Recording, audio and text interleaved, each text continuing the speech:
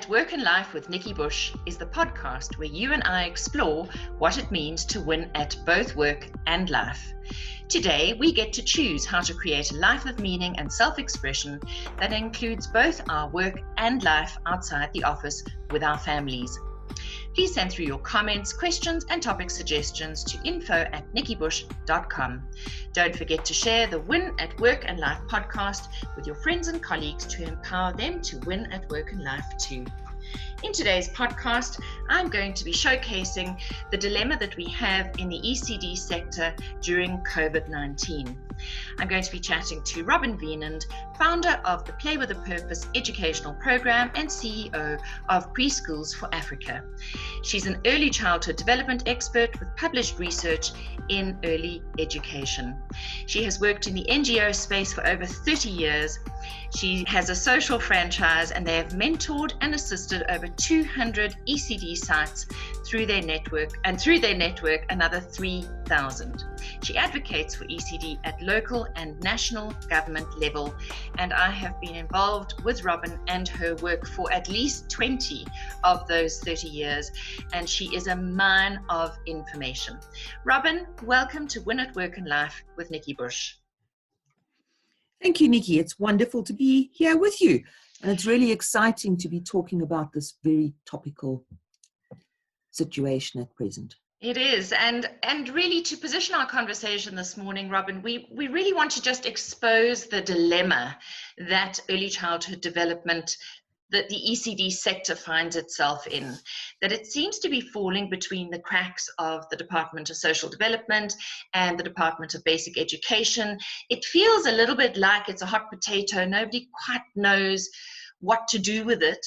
And we really are talking about something that impacts on about 8 million children in our entire country who are in the ECD sector. This particular report that we're discussing this morning from the Nelson Mandela Foundation talks about 30,000 ECD centers that have been closed down, which impacts on 175,000 educators and about 1.5 million children, our youngest, most vulnerable citizens who are in desperate need of early stimulation. So from your point of view, what are you seeing? Because I know you're being asked for comment by both the Department of Basic Education and Social Development. What's happening out there on the ground?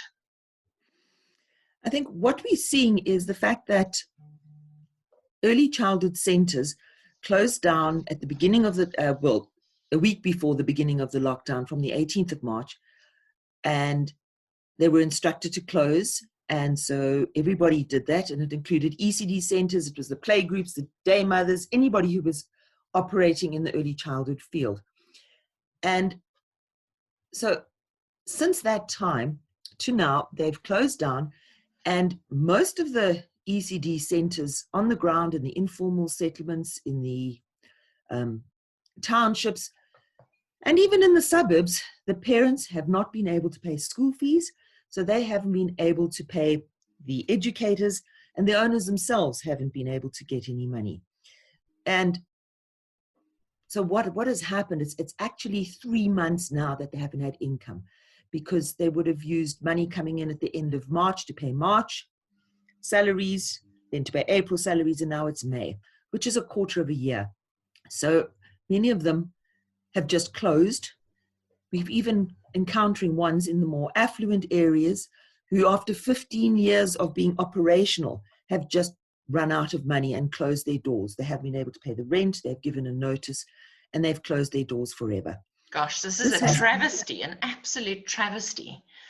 And it is. It's absolutely shocking, because our little children are the ones whose future we are playing with here. And this is what we are most concerned about, is what is going to be happening with our children in the future. Because if these people, first of all, it's the adults who can't earn a living, who actually haven't been able to carry on providing for their families. And very often it's the women in these situations who are the breadwinners. But it's the children more than anything else who are going to be the ones suffering. Yeah, so we are looking at That, and I think this is where education is so misunderstood, isn't it? People don't connect the dots because they think, Yep. well, early childhood education, they just go and play a little bit. Somebody looks after them, they play a little bit and they come home. But it's actually way more than that. And we miss that connection between learning and play because of our narrow view of learning. Traditionally, people think learning happens between the covers of books or between the four walls of a classroom, a formal learning environment. But you and I both know that actually the foundations for numeracy, for literacy, for reading, writing, and maths are formed in the sandpit. They're formed through play. That's where the neurological wiring is set up to ensure Absolutely. that children Yep. are school ready, number one, and two, that they become curious about their own learning experience. And so even in the World Economic Forum, we are seeing that they're starting to talk about the play gap. They're starting to say that low play lives creates a skills gap. And we know in South Africa that a skills gap creates unemployability, and unemployability leads to crime.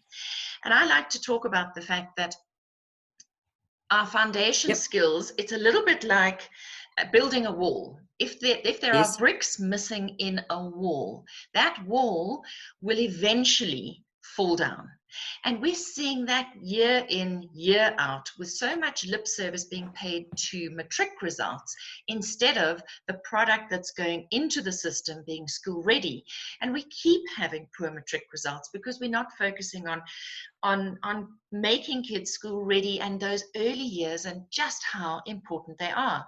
So having these centers closed down and possibly not reopen again is just another what can we say, nail in the coffin, so to speak. And it's a generational issue, not just a COVID-19 immediate response issue. This has a knock-on effect, possibly for this generation of children who are sitting between the ages of 2 and 6. Yes, and I think it's even from younger, because it really starts at birth, the whole thing on being able to work with work with pregnant moms and with new moms to actually help them with their little children before they enter the formal preschool area.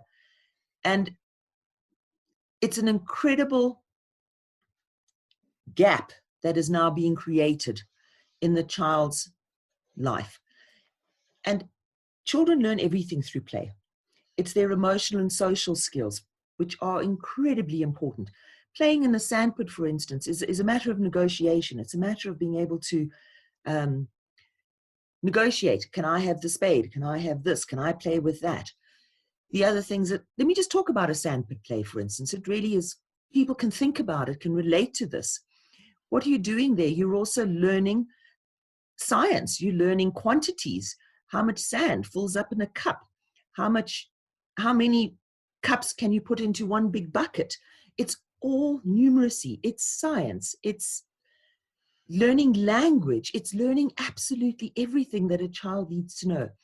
And it needs to be facilitated, and the opportunities need to be set up for children to have good play experiences. And through this play experience, they're able to learn skills that they otherwise wouldn't get. And what is also happening at this point in time with our children is not being in a play environment. They are actually losing out on the opportunities which they desperately need to, as you say, set the foundation for later skills in life.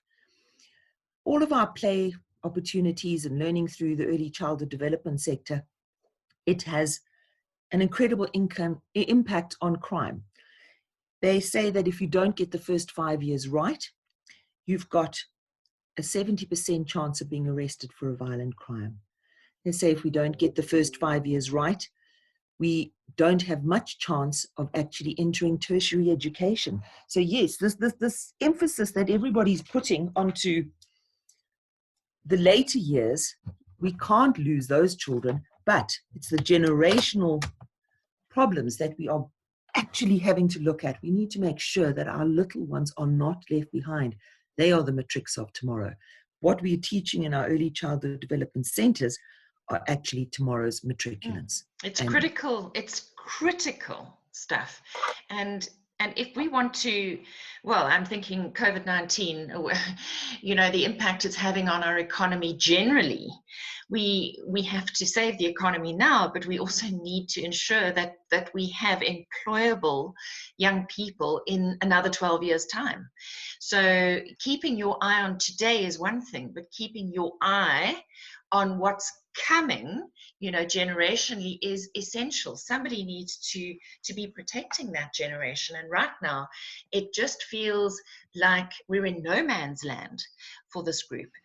There's talk of maybe they'll open on the 9th of July, or maybe they won't. But there's another thing too, and that is that children need to move as well, Robyn, and they've been confined to small spaces for a long time now. And when children move and children play, they're able to work out their emotional stressors. It's one of the only ways young children have to actually calm themselves down, work through their fear and their anxiety, is to play. And so many of them right now have lost the right to play. Absolutely. And it's the social and emotional effect that is perhaps the most concerning of what is happening at the moment with early childhood centers not being allowed to be opened. Through social and emotional play, the children are learning resilience. They are learning how to overcome obstacles. They are learning emotional intelligence, everything that is absolutely critical for future success.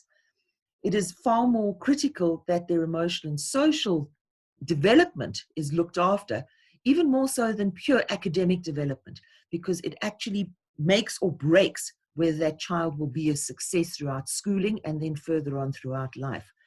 And with the children being kept inside, in many instances, they are having to sit. A lot of them are being put in front of television sets. A lot of them are being given cell phones just to look at, to play with, which is really not how a child learns or any good for their development whatsoever. And this is a challenge. I know that in many of the townships, or even in the informal settlements where I'm actually, where we actually are doing food deliveries, we find that these little children, they may be coming out, they're inside, and then they come running out. Some of them unsupervised because parents have had to go back to work. And this is one of our big concerns as well, is what happens when the parents go back to work now and the children are left alone. We have to be looking after our children. Gosh, Robyn, I mean, that is quite something, because you're on the ground, you're seeing the lack of food, you're seeing the lack of adult supervision. So in essence, there's a physical danger for these children too. Absolutely. And we actually have received letters and petitions from some of the ECD forums in some of the areas that we work in. And their biggest concern is the impact on the safety of these children. One of them actually went to say it violates the children's rights. And what is actually happening on the ground is that the children are literally running around, nobody there to look after them, up to 12 families inside one yard, originally planned for a family of about, 2 children and, in a family and 2 adults. And in some of the places we go to, there are over 40 people inside one yard. Children are sitting in there, and that's daily what's happening. Children cannot stay contained. Inside, contained like this. But the proximity of the children to each other, it is just not a safe situation. Robyn, just give us a little bit of an idea in terms of the infection rate of young children in terms of COVID-19. Is it okay for them to be together? Okay, this is actually really interesting, because originally it was thought that there was an incredibly high transmission rate, first of all, with the children. So they thought that was a challenge, that they were transmitting it really hectically without getting particularly sick. However, there's a lot of research that is coming out and that is actually happening. Our very own University of Stellenbosch has actually issued a research paper.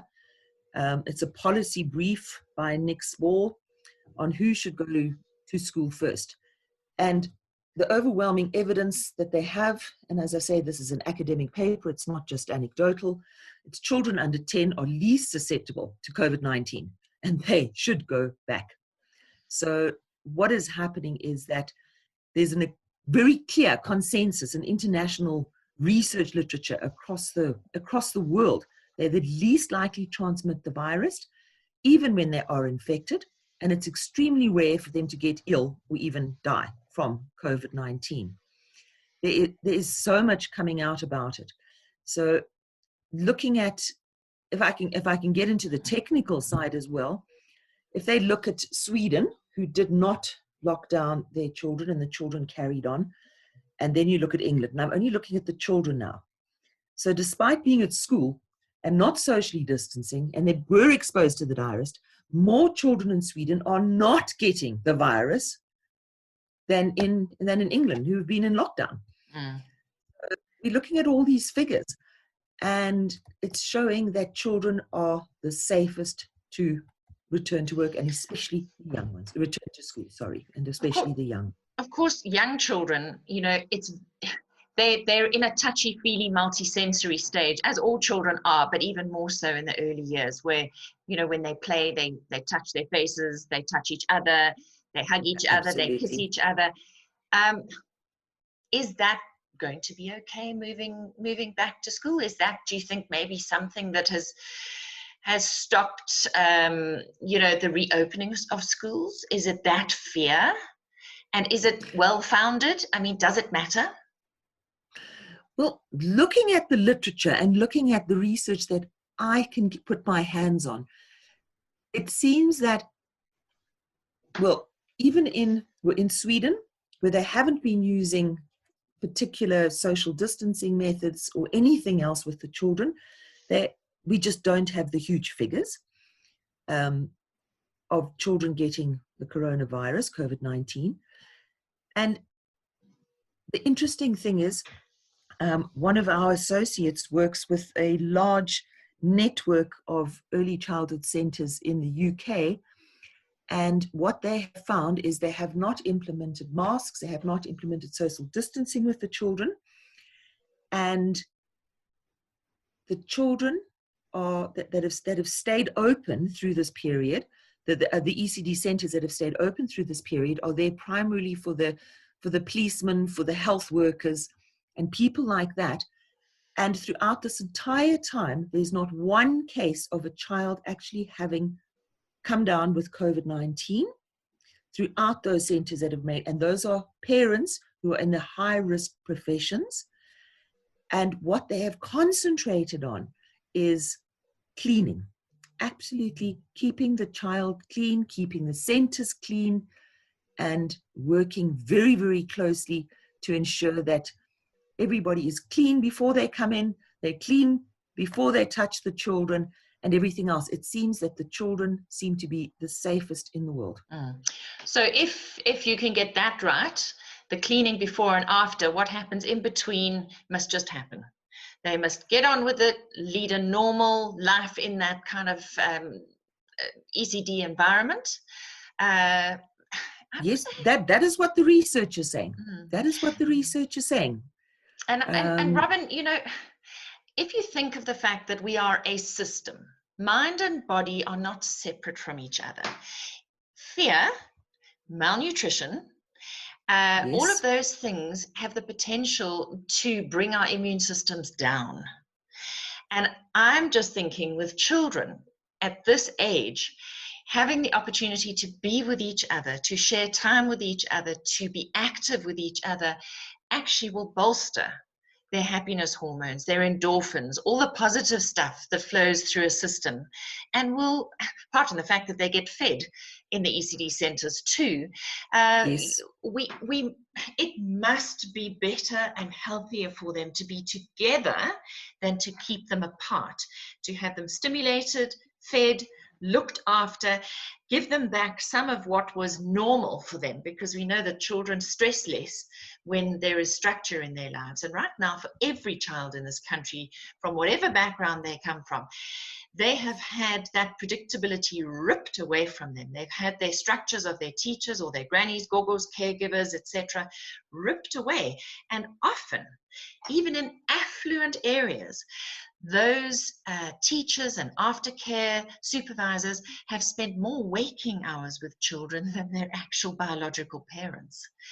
And I'm very, very aware of that, and keep saying to parents, even if your child is learning online, make sure they see their teacher as often as possible, because that teacher was actually spending more time with them than you. Absolutely. And I think it's this bonding, which is really of concern, because the emotional bond that children make when they're young affects them throughout life. And they have been ripped away from someone who's been an essential primary caregiver of theirs. Yes. And it's very interesting. My niece's little son, who's just 2, he sees the children across the road and he is crying. He just wants to go and say hello to them. We've got little children saying, when can they go back? They want to see their friends. They need to be there. That they are missing this. That this is an age for connection. For the connection, yes, absolutely, for these on children on every level. Absolutely, and we are missing that. We are actually messing around with our children's emotions and their futures. Yeah, I like to think with their wiring, because they are wired to play. They are wired to be curious. They are wired to learn. They are wired to socialize. Absolutely. And we're trying to almost reverse engineer it for something we can't see, that the science is telling us is highly likely not to impact on them. And so, as you say, we're messing with their futures. And that is extremely, extremely concerning. Robyn, is there anything else that we haven't covered? I know there's this report from the Nelson Mandela Foundation that people can get hold of. And there's Nick Spall's report from the University of Stellenbosch. And I will put up a blog that's got links to both of those. Is there anything else that we can share with people, or that we haven't said that they should know? I think at this point in time, we need to just reassure so many of the parents that despite the fact of not hearing from Department of Social Development for so long, until we did hear last week, and Department of Basic Education, the early childhood centers on the ground, in the background, have been doing an immense amount of training and preparation, developing protocols, looking at equipment like the infrared thermometers that we need to be using, getting everything ready. There's been a huge amount of work going on in the background. So it's not a case of when the official announcement is made, ECD is suddenly open and we don't know what we're doing. No, we have been working on this. We have been planning and ensuring that our teachers are trained in the ECD centers in every single area. So we are ready to open. We have done the work on the ground to make sure that our children are safe. We are not just doing this for ourselves. We are doing it for the children of this country, not from a selfish point of view whatsoever.